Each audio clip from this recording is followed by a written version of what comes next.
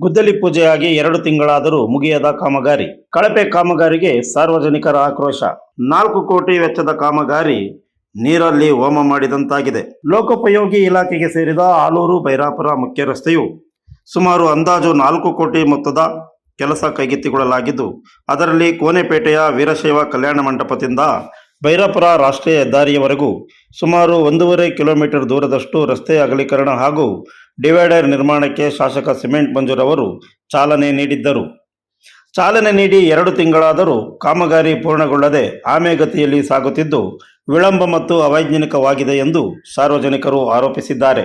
ಈ ಸಂದರ್ಭದಲ್ಲಿ ಸಾರ್ವಜನಿಕರಾದ ರಾಜಶೇಖರ್ ಮಾತನಾಡಿ, ರಸ್ತೆ ಕಾಮಗಾರಿ ಸಂಪೂರ್ಣ ಕಳಪೆಯಿಂದ ಕೂಡಿದ್ದು, ಕೆಲವೆಡೆ ಕಾಟಾಚಾರಕ್ಕೆ ಕೆಲಸ ಮುಗಿಸಿ ಕೈ ತೊಳೆದುಕೊಳ್ಳುವ ಹುನ್ನಾರ ನಡೆಯುತ್ತಿದ್ದು, ಕಳಪೆ ಕಾಮಗಾರಿಗೆ ಅಧಿಕಾರಿಗಳು ಕೂಡ ಶಾಮೀಲು ಆಗಿದ್ದಾರೆ ಎಂದು ತಮ್ಮ ಆಕ್ರೋಶವನ್ನು ವ್ಯಕ್ತಪಡಿಸಿದ್ದಾರೆ. ಎಲ್ಲೆಂದರಲ್ಲಿ ರಸ್ತೆ ಮಧ್ಯೆ ಡಿವೈಡರ್ ನಿರ್ಮಾಣಕ್ಕೆ ಬಳಸುವ ಇಟ್ಟಿಗೆಗಳು ರಸ್ತೆ ಮೇಲೆ ಸುರಿದುಕೊಂಡಿದ್ದಲ್ಲದೆ ವಾಹನ ಸವಾರರಿಗೆ ಸಂಚಾರ ಮಾಡಲು ಕಷ್ಟಕರವಾಗಿದೆ. ಇನ್ನು ಕೆಲವೆಡೆ ಕೆಲಸವೇ ಆರಂಭಗೊಂಡಿಲ್ಲ. ಅಲ್ಲಲ್ಲಿ ಒಂದಷ್ಟು ಜಲ್ಲಿ ಕಲ್ಲುಗಳನ್ನು ಹಾಕಿದ್ದನ್ನು ಬಿಟ್ಟರೆ ಬೇರೆ ಯಾವ ಕೆಲಸವೂ ನಡೆದಿಲ್ಲ.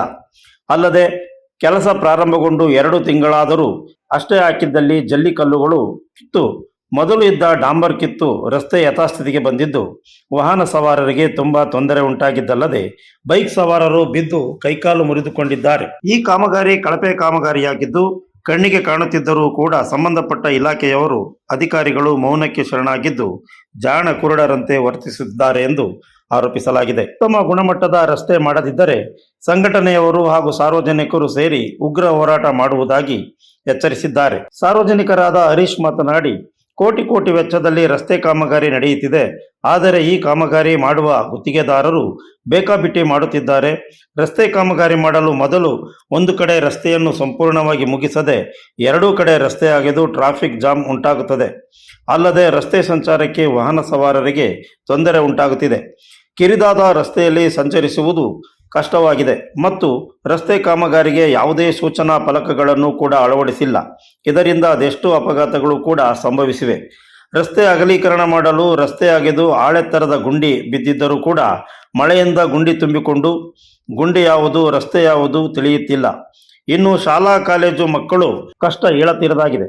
ದಿನನಿತ್ಯ ಕಾಲೇಜು ಮತ್ತು ಶಾಲೆಗಳಿಗೆ ಸಂಚರಿಸುವ ವಿದ್ಯಾರ್ಥಿಗಳು ಕೊಚ್ಚೆ ಗುಂಡಿಯಲ್ಲಿ ಕೆಸರು ತುಂಬಿಕೊಂಡು ನಡೆದುಕೊಂಡು ಹೋಗುವ ದುಸ್ಥಿತಿ ಬಂದೊದಗಿದೆ. ಇನ್ನು ಡಿವೈಡರ್ಗಳ ನಿರ್ಮಾಣಕ್ಕೆ ಬಳಸುವ ಇಟ್ಟಿಗೆಗಳು ರಸ್ತೆಗೆ ಎಲ್ಲೆಂದರಲ್ಲಿ ಬಿದ್ದಿದೆ. ಡಿವೈಡರ್ಗಳ ಮಧ್ಯೆ ಕಾಂಕ್ರೀಟ್ ಹಾಕದೆ ಜಲ್ಲಿ ಮಣ್ಣುಗಳನ್ನು ತುಂಬಿ ಕೆಲಸ ಮುಗಿಸುತ್ತಿದ್ದಾರೆ. ಯಾವುದಾದರೂ ಬಸ್, ಕಾರ್, ಲಾರಿಗಳು ಡಿವೈಡರ್ಗೆ ಆಕಸ್ಮಿಕವಾಗಿ ಗುದ್ದಿದರೆ ಡಾಂಬರ್ ಕಿತ್ತುಕೊಂಡು ಹೋಗುವುದು ಗ್ಯಾರಂಟಿ. ಈ ಕಾಮಗಾರಿಯೇ ಕಳಪೆ ಕಾಮಗಾರಿ. ಇನ್ನು ರಸ್ತೆ ಬದಿ ಮರಗಳು ರಸ್ತೆಗೆ ಸೇರಿಕೊಂಡಿದೆ, ಅದನ್ನು ತೆರವುಗೊಳಿಸಿಲ್ಲ.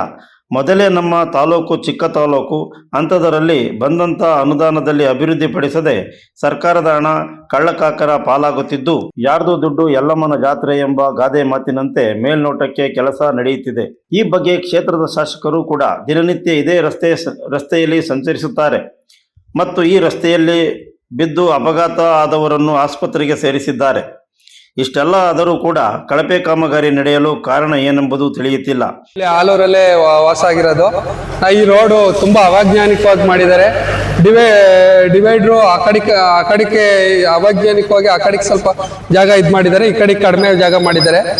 ಮತ್ತೆ ಡಿವೈಡ್ರು ಇದು ಡಿವೈಡ್ರಿಗೆ ಹೋಗಿ ಇದು ಮಾಡಿದ್ರೆ ಅಲ್ಲಿ ಯಾವುದೇ ತರ ಗಟ್ಟಿ ಇಲ್ಲ. ಡಿವೈಡ್ರು ಎಲ್ಲ ತುಂಬಾ ಅವೈಜ್ಞಾನಿಕವಾಗಿ ಮಾಡಿದ್ದಾರೆ. ಮತ್ತೆ ರೋಡ್ ಎಲ್ಲ ತುಂಬಾ ಮೊದಲೇ ಗುಂಡಿ ಬಿದ್ದಿದೆ. ಮತ್ತೆ ಇದರಲ್ಲಿ ಅಧಿಕಾರಿಗಳು ಶಾಮೀಲಾಗಿದ್ದಾರೆ ಅಂತ ನಮಗೆ ಅನ್ನಿಸ್ತಾ ಇದೆ. ಇದು ಡಿವೈಡ್ರಿಗೆ ಮಣ್ಣು ತುಂಬಿದ್ದಾರೆ. ಮಣ್ಣು ತುಂಬಿ ಅದು ಯಾವುದೇ ಕಾರಣಕ್ಕೂ ಗಟ್ಟಿ ಮುಟ್ಟಂತೂ ಮಾಡಿಲ್ಲ ಇವರು. ಅದನ್ನು ಯಾವ್ದಾರ ಒಂದು ವೆಹಿಕಲ್ ಬಂದು ಗುದ್ದಿದ್ರೆ ಅದು ಮುರಿದೋಗುತ್ತೆ. ಮತ್ತೆ ಡಿವೈಡ್ರು ಎಲ್ಲೆಲ್ಲಿ ಬೇಕು ಅಲ್ಲಲ್ಲೇ ಓಪನ್ ಮಾಡಿದ್ದಾರೆ. ಯಾರ್ಯಾರಿಗೆ ಬೇಕು ಅನುಕೂಲ ತಕ್ಕನಾಗಿ ಡಿವೈಡ್ರು ಎಲ್ಲೆಲ್ಲಿ ಬೇಕು ಅಲ್ಲಲ್ಲೇ ಓಪನ್ ಮಾಡಿದ್ದಾರೆ. ಇದರಲ್ಲಿ ನನಗೆ ಅನ್ಸುತ್ತೆ ಅಧಿಕಾರಿಗಳು ಯಾರೋ ಶಾಮೀಲಾಗಿರ್ಬೋದು ಅಂತ ಅನ್ಸುತ್ತೆ. ಇದನ್ನ ನೀಟಾಗಿ ಗಟ್ಟಿಮುಟ್ಟಾಗಿ ಮಾಡಬೇಕು ಅಂತ ತಮ್ಮ ಇಲ್ಲಿ ಸಂಬಂಧಪಟ್ಟ ಅಧಿಕಾರಿಗಳ ಹತ್ರ ನಾನು ಕೇಳ್ಕೊತಾ ಇದ್ದೀನಿ. ಒಂದ್ ಕಡೆ ಕ್ಲಿಯರ್ ಮಾಡಿ ಇನ್ನೊಂದ್ ಕಡೆ ಹಾಕಿದ್ರೆ ಚೆನ್ನಾಗಿರ್ತದೆ ಅನ್ನೋದು ನನ್ನ ಅನಿಸಿಕೆ. ಈಗ ವೆಹಿಕಲ್ಸ್ ಗಳು ಕೆಲವೊಂದೆಲ್ಲ ದಿನನಿತ್ಯ ಇಲ್ಲಿ ನೋಡ್ತಾ ಇರ್ತೀವಿ, ಅಪಘಾತಗಳು ಸಂಭವಿಸ್ತಾ ಇರೋದು.